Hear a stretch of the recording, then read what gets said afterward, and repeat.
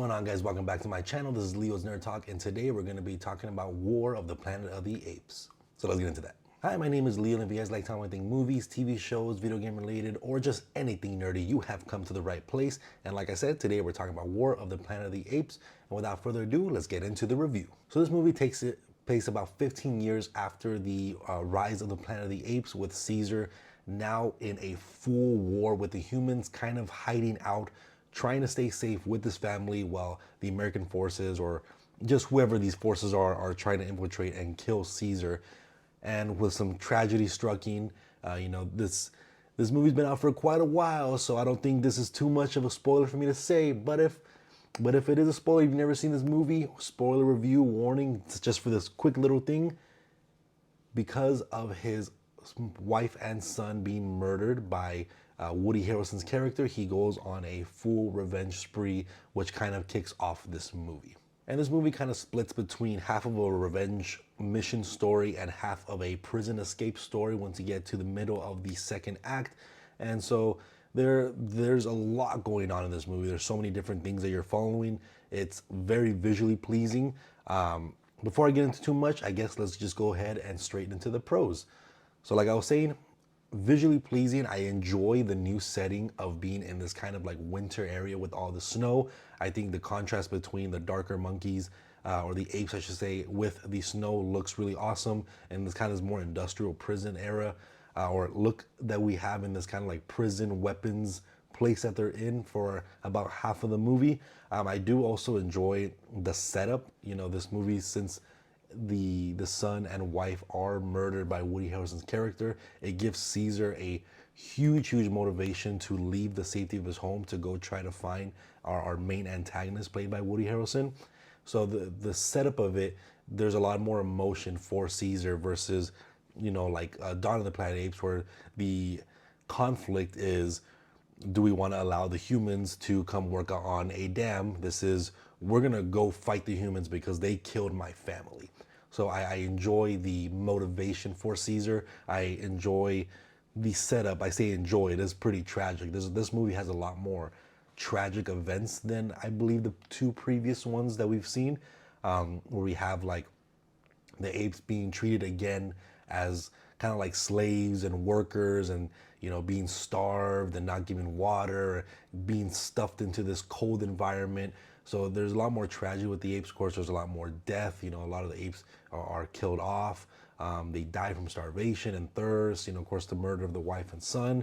So there's a lot more sad and tragic moments within this movie than I feel like the other two. So this one definitely has a lot more heart and a lot more weight on it as you're watching it. And like I said, this is kind of a half escape from prison type of movie, and I do enjoy kind of the plan they kind of create, because we have Maurice and Rocket that are on the outside. They weren't captured, and they're trying to help all the other apes escape. So that whole long sequence of them trying to escape and digging tunnels and planning out certain things, I absolutely love that. I think that's such a fun and awesome sequence, from the escape all the way until the action starts happening and all that war starts going on.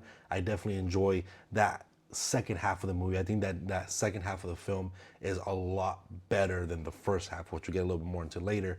But that whole escape from prison sequence is a lot of fun to watch. And something that I was kind of mixed on at first, but I definitely enjoyed it by the end of the movie. I don't remember what his name is, but this kind of ape that they find in the wild, that it has been on its own for a very long time, and it's learned to speak with humans, or let's speak because of humans, and only knows English, doesn't know sign language like Caesar has taught all the other apes in it. So at first I felt like he was a very campy, goofy character. It didn't really fit with the tone of this film.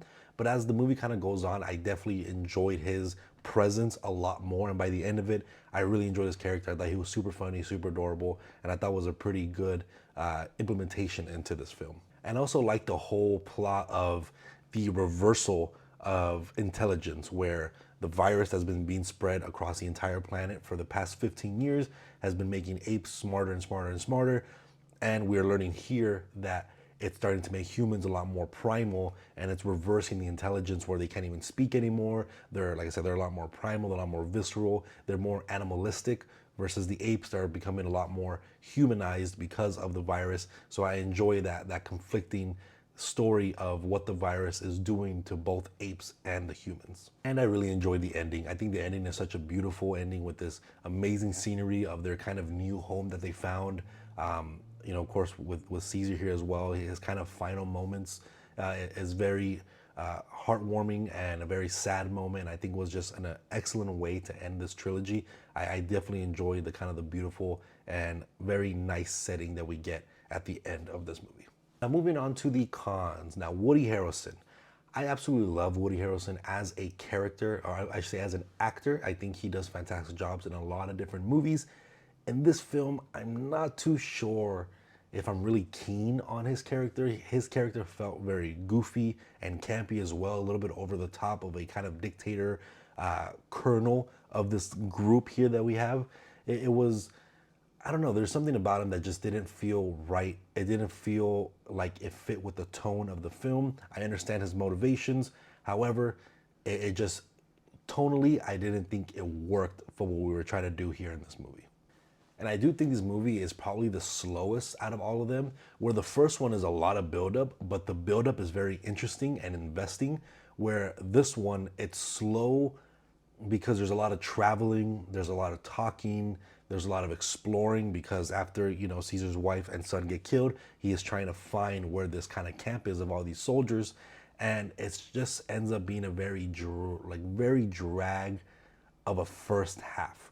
And so there's moments in this movie where I was very much bored, and I was wondering when things were gonna start hitting, because when you have a movie that emphasizes the war of the Planet of the Apes, the all-out war doesn't really happen until the last 15 minutes of the movie, and that's very disappointing, where Dawn of the Planet of the Apes felt a lot more of a war type film because there was so much more action in that movie. This one did not have that epicness like Dawn of the Planet of the Apes. Well, it's still a good installment into this trilogy, and it's still an amazing film. I do think this is one of the weaker movies in terms of keeping me invested throughout the entire runtime. But that's about it. There's not really too much that I want to nitpick here, because most of it is just kind of the drag that this movie kind of feels like. It's very slow paced at certain moments and feels very boring at times. But for an overall film, this is filmed incredibly. It's directed beautifully. There's a lot of good acting. You know, apart from Woody Harrelson feeling a little goofy for me, the acting overall is still good when he giving his performances here. So overall, I think the movie still does what it's supposed to do. It is a pretty nice overall cap to this trilogy. I just wish I got a little bit more. I wish I got the level of Dawn of the Planet of the Apes, even at the level of Rise. I don't think this movie even gives me the amount of hype that the Rise of the Planet of the Apes or Dawn of the Planet of the Apes did. Both of those movies give me chills when I watch it. This movie did not give me chills once, because there just wasn't that impact like the two previous movies, in my opinion. But overall, let me know what you guys think about War of the Planet of the Apes. Also, let me know what you guys think about the entire trilogy here. Are you guys excited for Kingdom of the Planet of the Apes? Let me know in the comment section down below. I would love to hear all of your thoughts. And again, if you guys like talking about movies, TV shows, or video game related, make sure to hit that like and subscribe button. And I'll see you guys on the next review, as well as the full ranking once Kingdom of the Planet of the Apes comes out. Thank you.